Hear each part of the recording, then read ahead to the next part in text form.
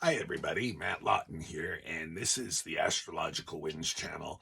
To take a look at the astrological weather report for the week of November 13th through the 19th, and three things I want to look at this week, featuring today, Monday, if you're looking at this on Monday, a powerful new moon in Scorpio.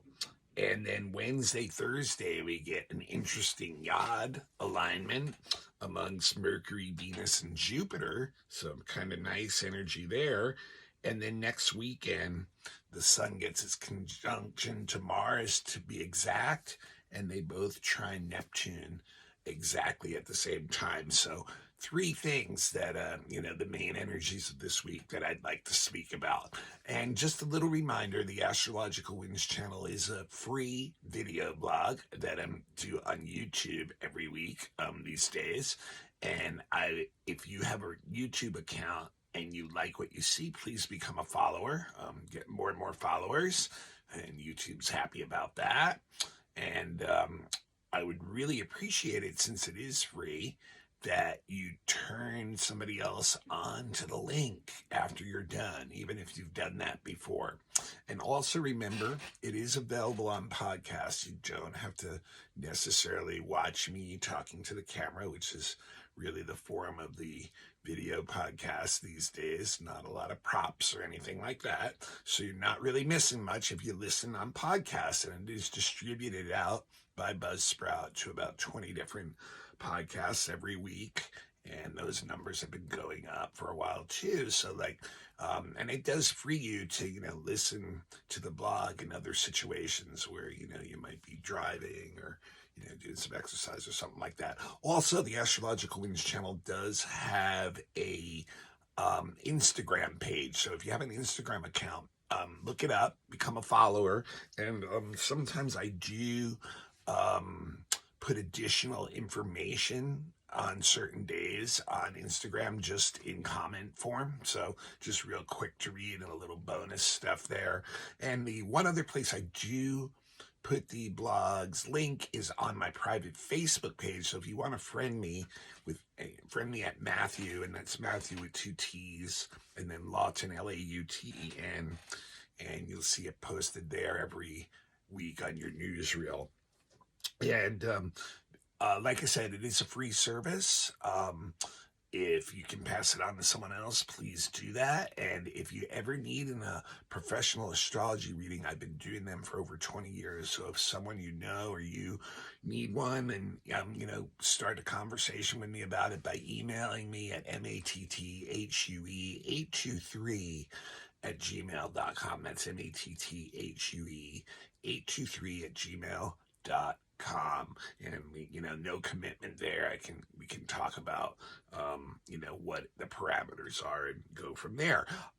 Remember, if you're not super familiar with astrological terms, but you're interested in the energy and knowing it, don't get lost on what I say the terms are. You want to hear the interpretations afterwards, and that's what you really want to focus on, so that you know the energy that's going on this week and you can work with it best. So like I said, there's three big things this week, and the first thing is the biggest one, and we have our new moon of the month, and it's a new moon in Scorpio. It's at 21 degrees Scorpio.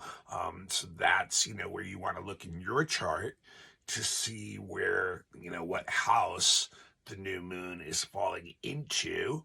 And and that will let you know the area of your life where you'll be most affected by it. For instance, if it's in your third house, then you'll know there's a lot of new stuff and energy that'll be tied up in what I'm about to say in your local area, with local connections, or maybe even with siblings or something like that, or the information that you get, your communications that are going on. So, just look at the house, and it'll let you know. So this new moon is not only, new moon's a conjunction of the moon and sun, right?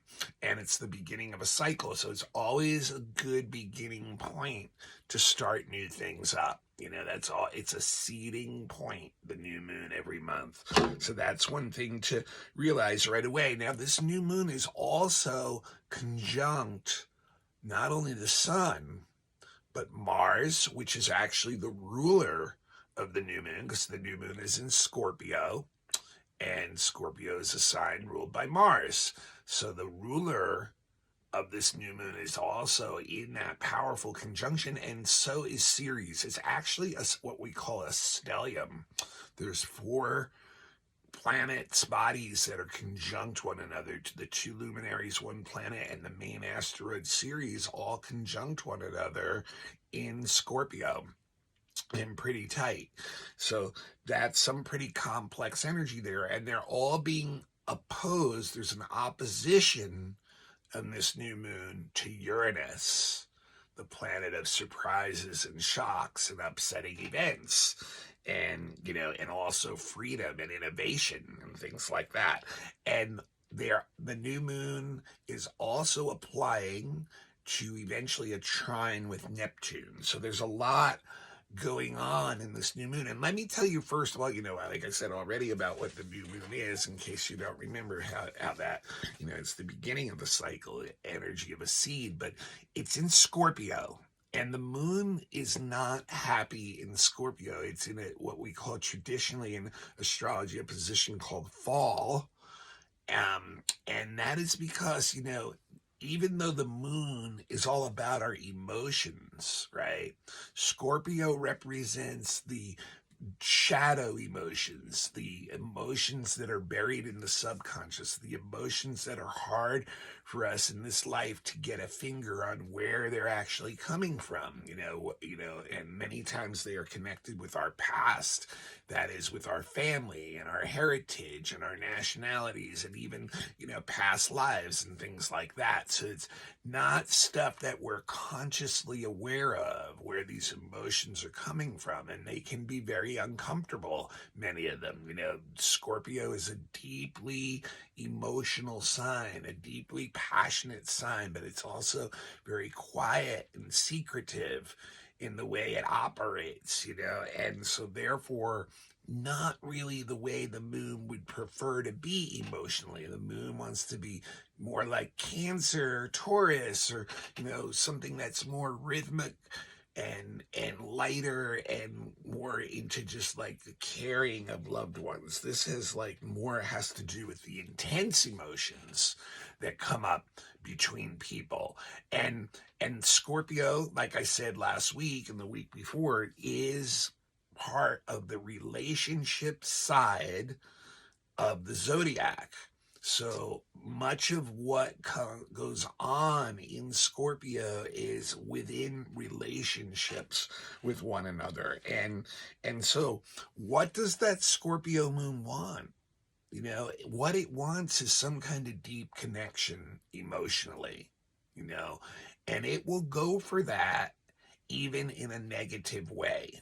If Scorpio is not getting the intensity, the passion, the depth, the intimacy that it wants, then it will go to drama to get that kind of attention. Even that what we call negative attention is better than no attention and satisfies in some kind of strange, odd way that security needs of the Scorpio moon, by just even having that. But, so Scorpio's not afraid of dangerous places emotionally that other signs like Libra would like to avoid, and so it's okay with drama. It's okay. It wants passion. It wants to deeply dive into the subconscious and explore that and bring it up to the surface. Now, the problem with Scorpio is, like I said, certain relationships, especially older ones, we can get into emotional tug of wars with people, emotional battles, power struggles, games of possession, jealousy, domination, subjugation, love, hate things, because, where Scorpio has a way of wanting to control things, and so like controlling loved ones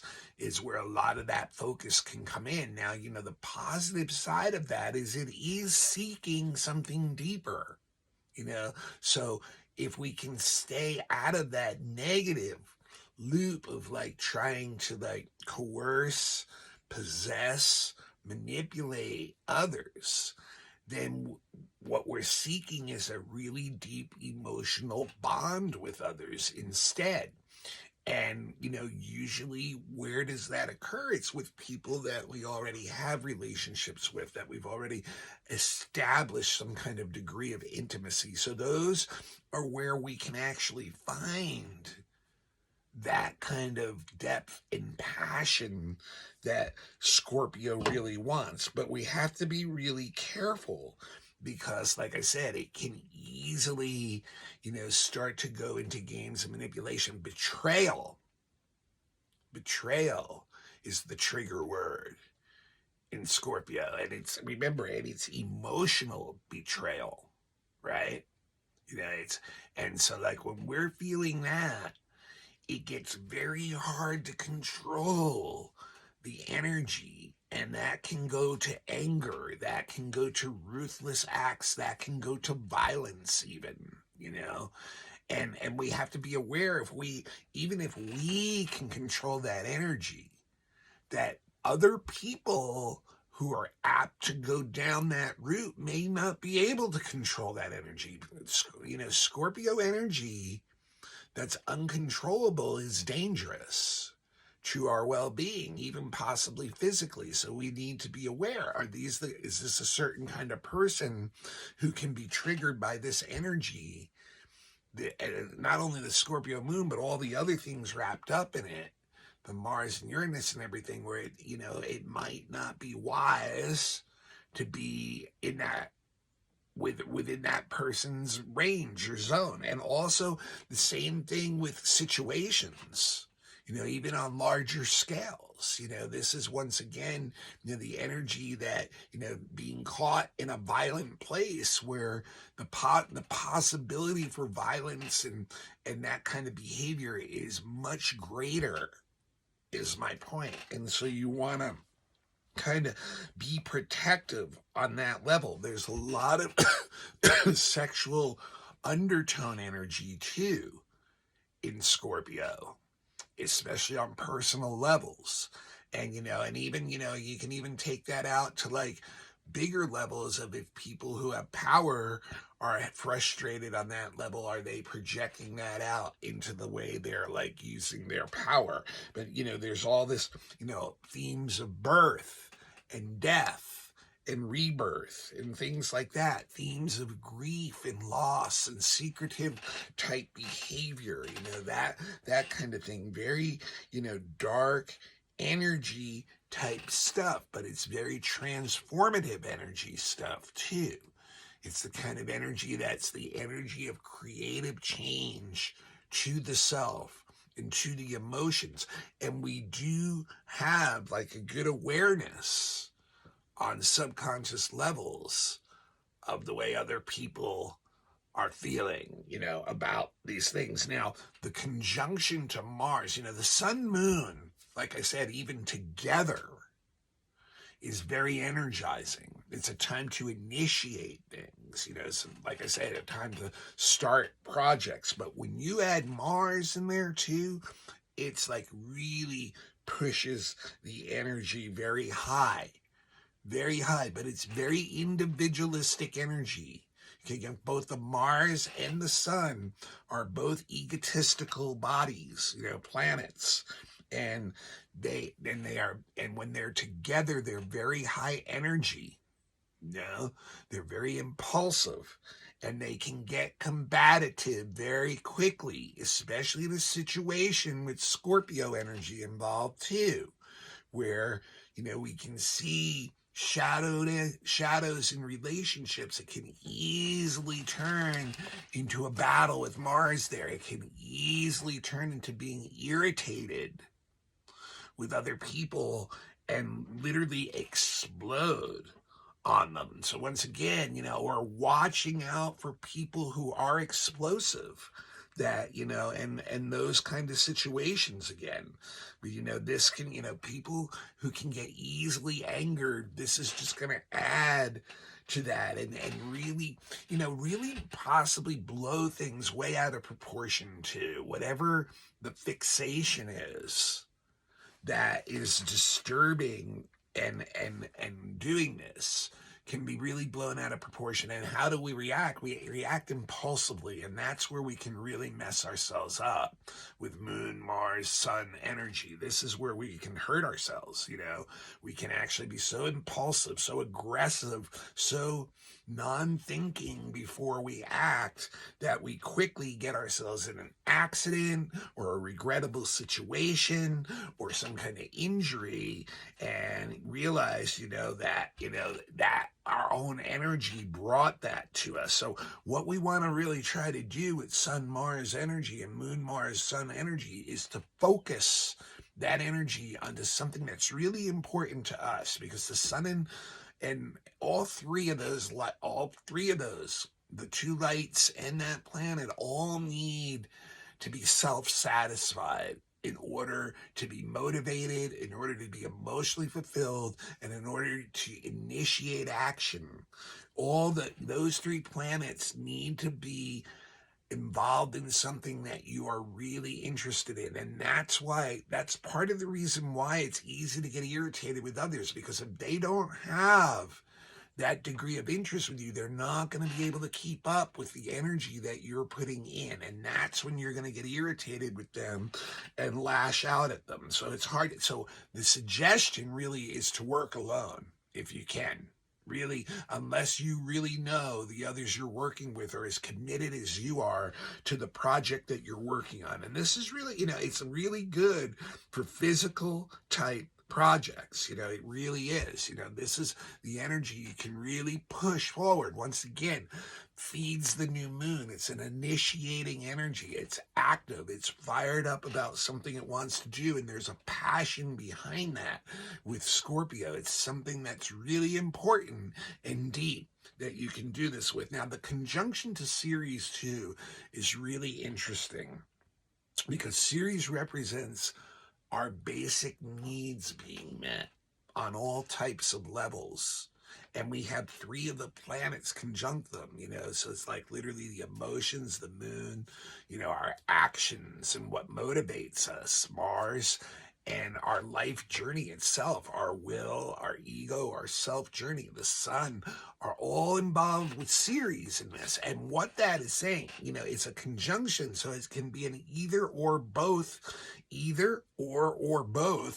going on at the same time, either and or going on at the same time situation that's involving us here. And I think, what this shows really is people feeling really threatened about what they need to survive. And that can be the crux of a lot of the intense energy behind all the Sun, Moon, and Mars and Scorpio right now. Like, people literally not feeling what they're getting on all kinds of levels to survive. Physical level, emotional level, what they need for their life.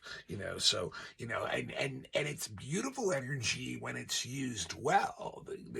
All those planets conjunct Ceres. This is someone who wants to care for others, who wants to, make sure that their loved ones are getting what they need on all those levels, but when that's not happening, it can really throw us off and get us kind of spinning out, emotionally feeling lost because our loved ones aren't coming through for us and being let down. And then there's anger issues, and we start to lose confidence in ourselves and things like that. So it's a very, very, touchy energy. It can lead to this desire to care for others, or this complete feeling of rejection and depression and painful loss. And then the opposition to Uranus is just throwing lighter fluid on the fire of the Sun, Mars, Moon. That Sun, Mars, Moon has a lot of Ani energy, a lot of fire energy. It's in Scorpio, obviously water, but those two planets are hot planets, the Sun and Mars. And then you throw Uranus energy on top of this in an opposition, which is the most tense aspect. This is the energy of literally confrontation of us versus them or me versus you. And and when you see all this energy, Uranus and Sun and Mars are all very individualistic signs. So what I think is this is going to play out in partnerships, that certain partnerships are going to be very explosive, hard to handle, want to seek freedom and break away from them, create chaos and rebellion in doing so. And not only that, at the same time, being stimulated by other people and other situations that take your attention away from what you're actually trying to break from. So this is very, very explosive energy. It's very unpredictable. It's very chaotic. And once again, remember too, during the new moon, the gravitational pull on the Earth is much stronger than it normally is. And Uranus is involved in the new moon again. What does that mean? That the chances of natural disasters during, this next week or two are much greater, or the natural disasters that will occur, because I know, they do occur regularly, obviously, will become flagrated, will be blown up, will be much more chaotic than normal. So, and the same with man-made disasters. When we look at the situations going on in the world, this is very rebellious, individualistic energy, this new moon, and it's ruthless. It's Scorpio, and and it really doesn't care about what's the damages that are going on. There's not a lot of emotional processing going on with with Uranus involved. Things are happening so quickly that you really can't process what's just gone on, and it's really can really stoke the anger in individuals to do very, very individualistically rebellious, surprising things. So this is very explosive energy in this whole full moon. In this whole new moon.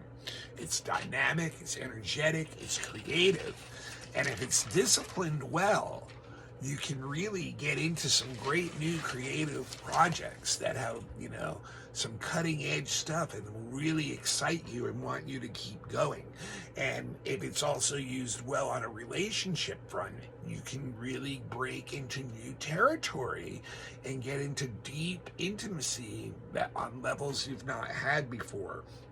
But the danger is, most of this energy is so explosive and individualistic, that even if we can control ourselves, we may not be able to control anyone else. Well, we obviously can't control anyone else, but others may not be able to control themselves well enough, and we may find ourselves in these really intense scorpionic battles where we're really seeing their shadow side, and it's really angering us, and the situation is just blowing up and exploding out of control. So we really need to be careful about that. Now, the applying trine to Neptune is still a few degrees off, and the Sun and Mars will hit it exact on the weekend, which I'm going to talk about in a minute. That could help ease things a little bit as the week goes on and help us focus the energy into a more ideal place, into a place where we're more empathic and accepting and compassionate of others. So that can be a balm in all of this. Now, on Wednesday and Thursday, there's a very unique yod setting up. Mercury is sextile Venus, and that is very rare in itself. That is about as far as those two planets get away from one another, as far as from the Earth's standpoint. A sextile is 60 degrees of longitude between one another. And Mercury and Venus, from our perspective, are very close. That's why they're always close to the sun sign in the charts and in the sky.